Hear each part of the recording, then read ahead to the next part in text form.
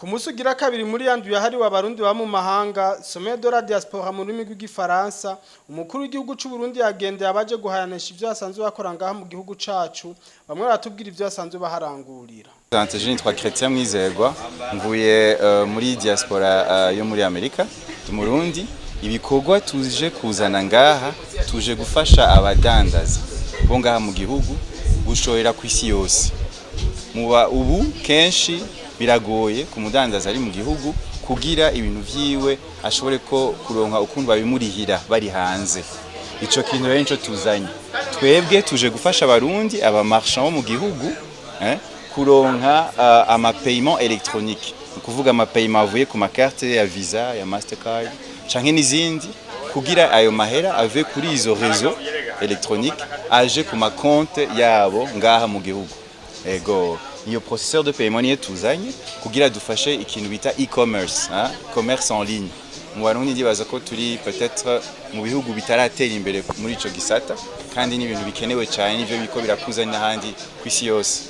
Naronse formation ya 3 mois nakuye mu mahanga ariko muri Chine. Twebwe dukora amakara ya kijambere aya mubona ngaha. Aya makara akozwe mu bucafu ariko butari chimique butabangamira amagara ya kiremwa muntu.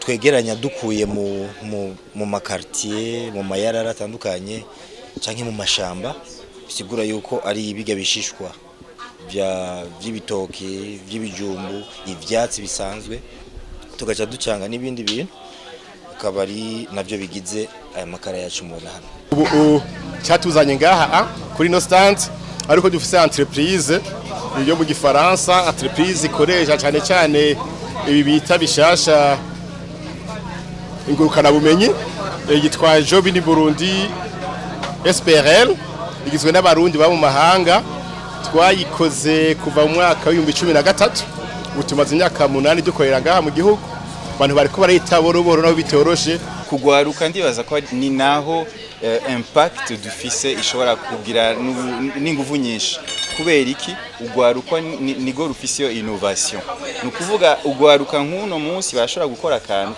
turabona nko ngahe abari nyuma yacu bari bakora ibirato vyiza bakora n'ibindi bintu byo ngaha akavuga ati none iki kintu canje uzoronka umuntu akinshorera avuye hanze byagenze gute canke azondiha gute ngo aya mahera ashike kuri konte yaje uno munsi kugira kurihe utegerezwa kumuzi nawe ateza kuba kuzi bikaja mu bintu birebire rero kuvuga ngo peut-être ngo yakurungikiye Western Union akagutwara amahera menshi cane canke ngo yakugiriye transfert bancaire bigafata iminsi myinshi canke navyo nibishoboke urumva ariko rero ugwaruka ahubwo rero nigo rugiye gukora ibintu no kurondera ayo mahera ahavuye hose apana gusa ngo kugurisha ngo kuba mu gihugu cacu gusa kandi kubikora ndi jenyene ntivyari gukunda byace bisaba yuko ishira hamwe n'abandi turashira hamwe uburyo n'ubumenyi n'inguvu turakora ikikorwa mubona hano dukora n'ibintu bisanzwe nk'umuntu umukoresha akeneye abakozi aca kuri site yacu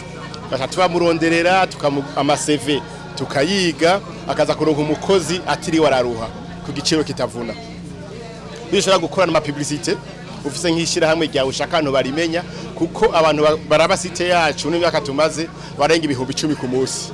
Abo barundi baravuga kandi akarusha ivyo bikorwa bifitiye igihugu. Iki gikorwa tugitanguje twebwe ngaha abambere ngahe Burundi ariko mu bihugu bindi vyose vyitwa ko biri developer ko biteye imbere n'ibintu bihari kandi bisanzwe nkaho mwumva za Amazon canke za Alibaba aya ma compagnie akomeye ya mbere ku isi yose yatunze kubera iki kubera ico kintu ca e-commerce bashobora kudandaza ku muntu uhariho bose kubera ki afise iyo moyen yo kuriha. Twebwe rero ico tuje gufasha ko niyo partie yo kuriha korohereza abo ba marchand kuronka izo paiement zivuye kuri ama réseau ya paiement azwi inzo za Visa inzo za Mastercard.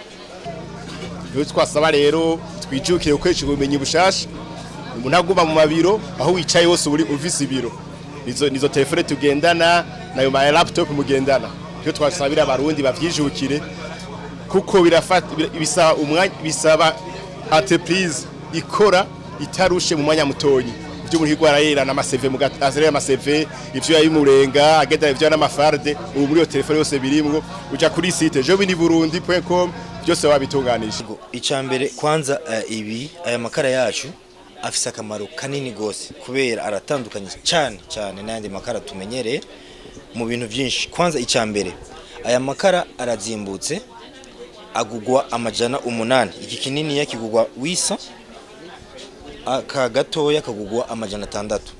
Iya wisa yaka amasaha 8 itarazima, sigura yuko ushobora guteka ibintu byawe byose nk'ibiharage bigasha ukabikaranga, isombe ifise isosi, ubugari cyangwa umuceri bigacamwo. Umaze guheza urashobora gushusha, gusigara urashusha kubera kiba kigishusha. Urumva yuko kwanza ugize ivyo byose ku mahera make cyane amajana 8 harimo akarusho. Ikindi cya kabiri nuko kitagira umwotsi, nta mwotsi kigira, ntikibangamira amagara yakiremwa muntu. Urumva yuko ari byiza. Yego rero jewe no saba yuko abantu bose ahubwo bokoresha aya makara kubera aranakingira ntuzenya ibidukikije, kubera ibyo tuyakora mu ntiduci ibiti nta mwotsi bigira. Urumva yuko ari ikintu Burundi bwose bwari bukwiye kuzokoresha muri kazoza. Uko dukorana n'aba ba partenaires mubona bandi bo ngaha nuko twebwe tubafasha yuko umuntu afise EcoCash canke Rimikash ashobora no kuriha en ligne. Ubu ufise EcoCash canke Rimikash uriha uciye kuri ziya za USSD ajya makode mubona étoile 100 quelque chose ariko nta présence en ligne umu marchand abafise. Tuvuge nk'ubu umuntu adandaza akantu afise agasite wiwe canke application kiwe arashobora n'ubu rero kuronka ama paiement avuye kuri EcoCash na Rimikash bitasavye uko urishe aca kuri zijya za étoile ngo amenye numero yiwe ya marchand ngo amenye ibintu birebire en fait. Kandi aya mahera yarishwe ashobora kuja directement kuri compte bancaire y'uwo mudandaza. Kimeze nk'ikibuye kubera gitsindagiye, ariko aya makara turafise ayandi mato. Iyi foroma mubona aya n'amaforoma abiri ariko agomba gusa. Hariho iforoma nini n'iforoma ntoya, hariho n'indi ntoya rero kuri ifise intoboro imwe hajya kuri bana iriko hajya hejuru, gusa nuko tutayazanye kubera akiri mabisi, ariko turakora aya niyo maforoma dukora. Rero uburyo tubikora turabitsindagira, akaba ari naco gituma amakara yacu yaka umwanya muremure kubera batsindagira. Si kintu ushobora kwatsa gice cako ubwo nyene gihere, gifata umwanya ko kiraka buhoro buhoro. Amahera wokoresheje menshi uguma wongeramwe amakara ucukoresha amahera make cyane. Nk'ibiharage utekesheje amakara yiwacu uguma wongeramwe amazi, hako wokongeramwo amakara uca wibagira kugeza aho bihira. Indwi hari abarundi ba mu mahanga ikaba ifise icivugo interano y'abarundi ba mu mahanga mwishirwa mu ngiro y'imigambi ya leta nkozi leta mvyeyi.